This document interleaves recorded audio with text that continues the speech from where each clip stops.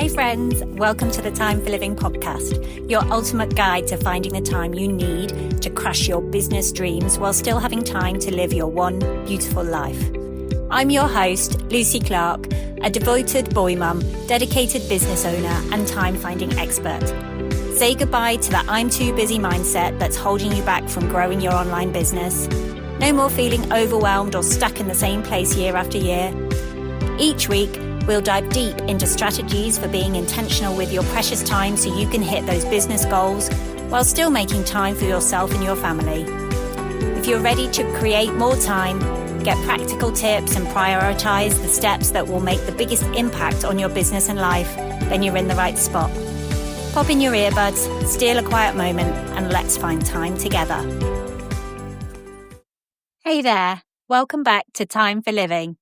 I'm so glad you found a moment to join me. Whether you're listening while you're on the go, maybe in your car, or just carving out a moment for yourself in the middle of a busy day. Let me ask you something. Have you ever felt like you're juggling a million things and still wondering how you're supposed to make time for your own goals?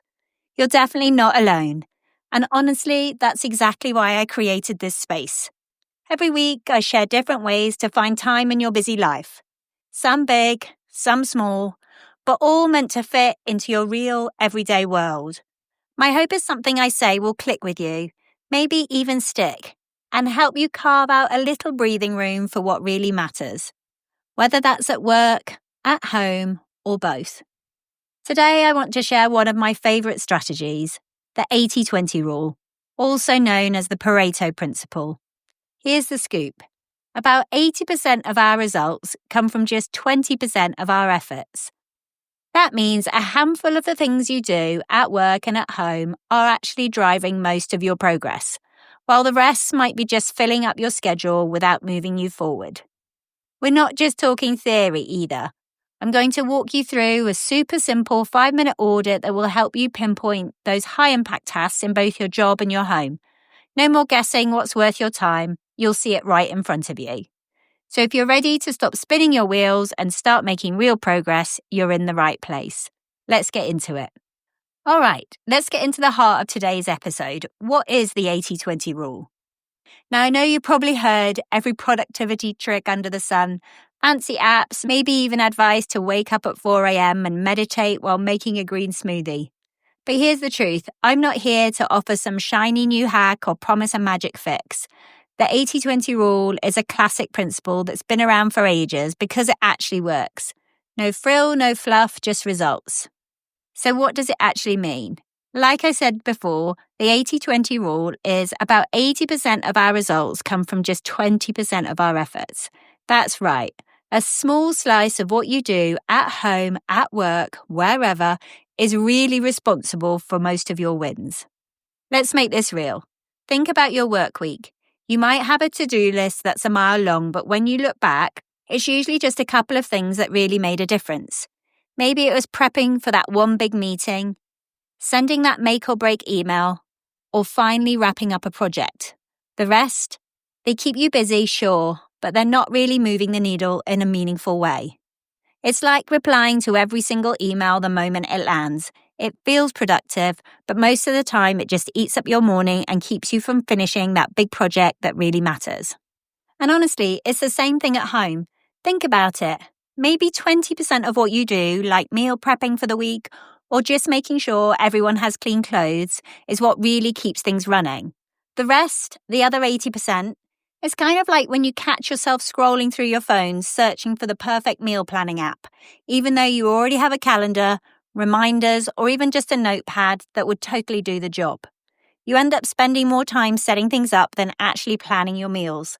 Sometimes the simplest tools you already have are all you need to keep things moving. Here's a little test. Think about your day. How much time slips away on things that really don't move you forward, like mindlessly scrolling social media or sitting through meetings that could have been an email? Most of us spend far more time on these low-impact activities than on the tasks that actually matter. And as we juggle work, family, and everything in between, the 80-20 rule is like a breath of fresh air. It's a reminder that you don't have to do it all the time. You just have to focus on the few things that really matter and let the rest go. I'm not saying you can ignore everything else, but when you know your vital few, those tasks that actually move the needle, you can give them your best energy and finally let go of the pressure to be perfect at everything. It's about working smarter, not harder. In a minute, I'm going to walk you through a simple 5-minute audit to help you spot your own high-impact tasks, both at work and at home. But for now, picture what it would feel like to spend more time on what actually matters and less on the stuff that fills your day. That's the power of sticking with what works, and that's what we're all about here. Maybe let's pause for a second and picture what this could look like in your life. Imagine waking up, glancing at your calendar, and instead of feeling that familiar wave of overwhelm, you see a short list of things that actually matter, at work and at home. You know exactly where your energy needs to go, and the rest? You can let it go, guilt-free. I think so many of us fall into the trap of believing we have to do everything and do it all perfectly. We measure our worth by how much we get done, but the truth is that's a recipe for burnout, not fulfillment. When you start focusing on those high-impact tasks, the ones that really move you forward, you'll notice your stress drops, your confidence rises, and you actually have more time for what lights you up. It's not about being perfect, it's about being intentional. That's where real progress happens, and honestly, it feels so much lighter. So let's talk about how we can make this shift starting today. I know you all want me to get practical. So this is where we take everything we've talked about and put it into action. If you can, grab a pen and a piece of paper or open up the Notes app on your phone. We're going to do this together right now, and I promise it's quick. We're looking for clarity, not perfection. So here's what I want you to do. First, make 2 columns, label one work and the other one home. Under each column, write down the top 5 tasks you find yourself doing every single week. Don't overthink it, just jot down what comes to mind first. For work, maybe it's responding to emails, prepping for meetings, working on presentations, checking in with your team, or handling client calls. For home, maybe it's laundry, grocery shopping, making dinner, helping with homework, or paying bills. Take a second to look at your lists. Sometimes just seeing it all written out is eye-opening, right? Now here's where the real shift happens. Step 2, I want you to circle the 1 or 2 tasks that you know bring the biggest results or the most satisfaction. These are the things that when you do them, you feel accomplished or you see real progress. Maybe it's finishing up a big project. Maybe it's having a one-on-one with a team member that always leads to new ideas. Or maybe it's that weekly strategy session that keeps everything on track. Now move over to your home list. Circle the 1 or 2 home tasks that keep your household running smoothly or that give you genuine peace of mind. Maybe it's meal prepping on Sundays so you're not scrambling every night. Maybe it's that one deep clean that makes your whole week feel lighter. Or maybe it's a family calendar check-in that keeps everyone pointed in the right direction. Okay, next step. Let's get honest with ourselves. Go back to your work list and put a star next to 1 or 2 tasks that drain your energy and don't really move your goals forward. These are the things that eat up your time and leave you feeling exhausted. But if you skipped them for a week or didn't spend as much time on them, nothing would really fall apart. Maybe it's sitting in meetings that don't need you or getting lost in endless emails that don't lead anywhere. Now do the same for your home list. Star the 1 or 2 tasks that just feel like busy work or that you could honestly delegate, defer, or even do less of or drop. Maybe it's running out to grab just one thing when you know you could easily batch your errands later in the week. Or telling yourself just one more episode, even though you know it's going to cut into your bedtime or steal time you need to get ready and prep for the next day. Maybe it's saying yes to every school volunteer request when you're already stretched thin. Now here's the big question. How can you do more on the circle tasks, the ones that matter most, and spend less time on the starred ones? This is where you get to be intentional. Maybe you double down on the work projects that actually move the needle and gently step back from meetings that don't need you. Maybe you keep meal prepping because it saves your sanity, but you let go of having to clean your whole home before company arrives. Let's make it real with an action plan. Choose 1 circled work task and 1 circled home task to prioritize this week. Put them at the top of your list, block time for them, and give yourself permission to focus there. Then pick one star task from each area, work and home, and decide, can you delegate it to someone else, defer it to another time, or just drop it altogether? Maybe you ask a coworker to take the lead on a reoccurring report, or you let your partner or kids take over some household chores. The goal here isn't to overhaul your entire life in 5 minutes. It's to create a little more space for what matters and a little less stress from what doesn't. When you start making these small intentional shifts, you'll be amazed at how much lighter your week feels and how much more progress you can make where it counts. So take a deep breath, look at your lists, and celebrate this moment of clarity. You're choosing what matters, and that's something to be proud of. Let me share a quick story that I think will resonate.